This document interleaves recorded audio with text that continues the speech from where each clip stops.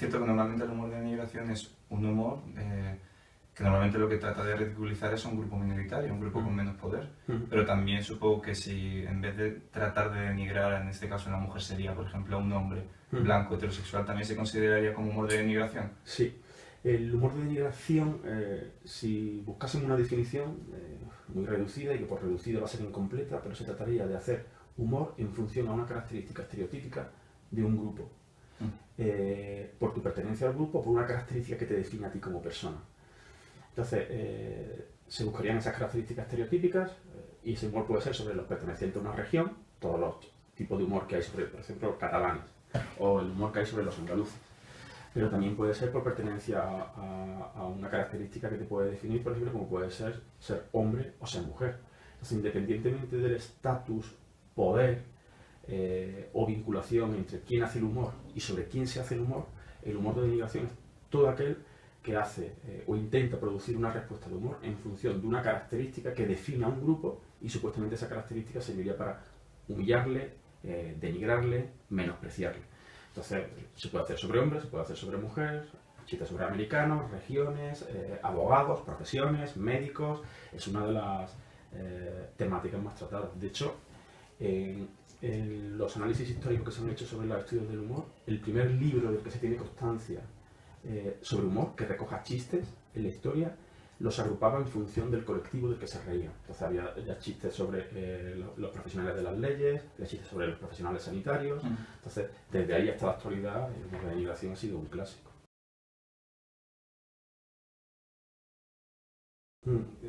Bueno, tiene matices. Los matices son lo siguiente. El humor no deja de ser un mensaje. Y como un mensaje hay un receptor, el que emite, el que es el agente del humor. Hay un receptor, el que escucha el humor. Hay un estímulo, el humor en sí, y un contexto donde se produce. Entonces, para evaluar lo que me estás diciendo, tenemos que tener en cuenta todos esos ingredientes: el emisor, el receptor, el estímulo y el contexto. Entonces, cuando dices, por ejemplo, que es lo mismo hacer un chiste o hacer humor de denigración sobre el hombre blanco heterosexual, entonces, es que, por ejemplo, generalmente mete un ingrediente que es heterosexual, que es donde generalmente cuando se hace humor, por ejemplo, sexista contra las mujeres, rara vez se identifica cuál es su orientación sexual. Cuando se hace humor sobre los hombres es por el hecho de ser hombre. Sí, pero como que trata de establecer como el grupo Entonces, más empoderado. Claro, lo que a ti te interesaría es qué reacción se suele tener, ¿no? Entonces, en función de la gente que lo reciba. No es tanto que sea mayoritario o no, porque, por ejemplo, en el tema de hombre y mujer, cuando la población o la distribución de la población entre hombres y mujeres, ¿no? Imagínate, en torno al 50% de hombres en la población mundial y en torno al 50% de mujeres.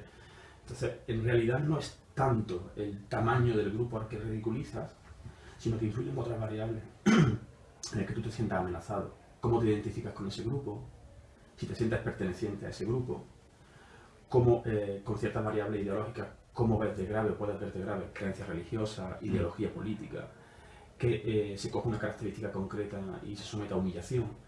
No es tanto el grupo al que denigras, sino las características que tiene el receptor que lo escucha y quien lo emite. O sea, por ejemplo, un chiste donde se ridiculiza a una mujer o a un homosexual, quizás no sea recibido igual si se hace en un contexto donde tú estás entre amigos y esos amigos, imagínate que son miembros de un colectivo para la igualdad de género, y se hace en un tono de analizar los diferentes estímulos humorísticos que se están publicando en las redes y que se encargan de humillar a los homosexuales.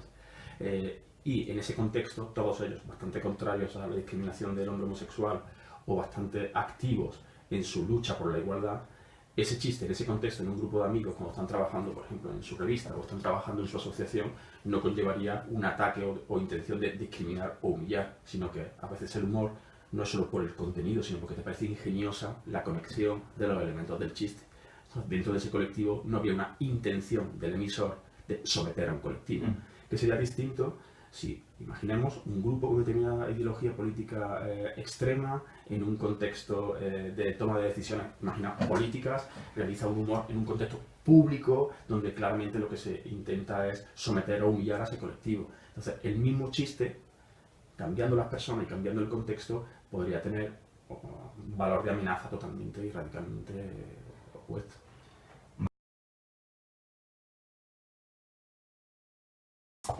Bueno, los estudios lo que ponen de manifiesto es que el efecto del humor no se debe al estímulo en sí mismo, a solas. Es decir, el chiste en sí no tiene un principio activo, como si fuera el de un fármaco, ¿no? Imagínate que tiene una propiedad casi mágica de que quien es sometido a ese chiste a continuación tiene unos efectos concretos en esa persona, sino que es una interacción, y sobre todo la interacción tiene que ver con la ideología de la persona que recibe el chiste. Si tú, por ejemplo, en el humor sexista, vamos a imaginarnos que la persona que recibe el chiste tiene una actitud homófoba, ¿no? Y tú le cuentas chistes de ridiculización de los homosexuales, lo que se ve en los estudios es que el humor sirve para incentivar, promover y afianzarte en esas conductas. Claro, estaría totalmente descartada la hipótesis de que origina un prejuicio, sino que lo que hace es potenciarlo si existe. Es una interacción entre el estímulo y la persona que lo recibe, en este concreto la ideología. ¿Qué ocurre? Que hay una teoría, que es la teoría de la norma prejuiciosa, de Thomas Ford, un profesor de Estados Unidos, que lo que vendría a decir es que a la hora de evaluar por qué el humor podría tener efectos negativos, lo que el humor de denigración crea es como una especie de norma de levedad.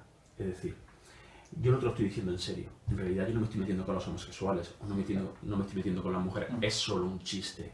Y como es solo un chiste, se puede camuflar o se pueden ocultar o manifestar de manera indirecta nuestros prejuicios y nuestras inclinaciones desfavorables hacia un grupo. Porque claro, como es solo un chiste y estoy en tono de humor, no me tomes en serio. Entonces, lo que se ha observado es que esa manifestación prejuiciosa o discriminativa es mayor en aquellas personas que tienen esos prejuicios manifiestos y usan el humor como vehículo de expresión de esos prejuicios.